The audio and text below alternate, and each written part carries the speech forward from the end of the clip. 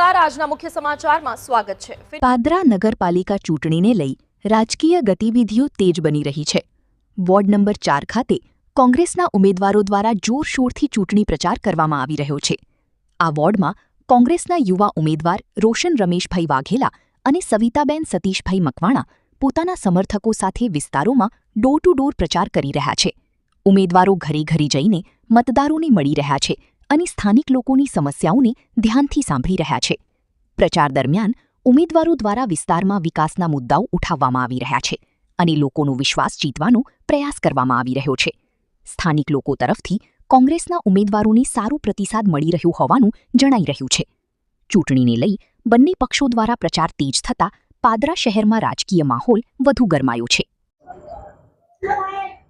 પાદરા નગરપાલિકાની સામાન્ય ચૂંટણીમાંથી ward number 4 માંથી હું ઉમેદવાર રોશન વાઘેલા અને બીજા ઉમેદવાર અમારી સાથે સામાન્ય સ્ત્રી બેઠક પરથી સવિતાબેન મકવાણા આજે અમારા પ્રચાર વિસ્તારમાં અમે પ્રચાર કરવા નીકળી રહ્યા છે અને ઘરે ઘરે જઈને બધાને મળી રહ્યા છે, પ્રચાર અને ચૂંટણી અંગેની માહિતી આપી રહ્યા છે।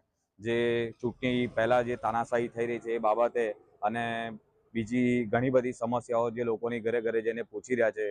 રોડ છે, રસ્તા છે, સ્ટ્રીટ લાઇટો છે, વારંવાર ગટરો ઉભરાય છે, વારંવાર ભ્રષ્ટાચારનો એમને સામનો કરવો પડે છે, સમય પર એમને કામ નથી મળી રહ્યું, સમય પર એમને દોડવાનું થાય છે।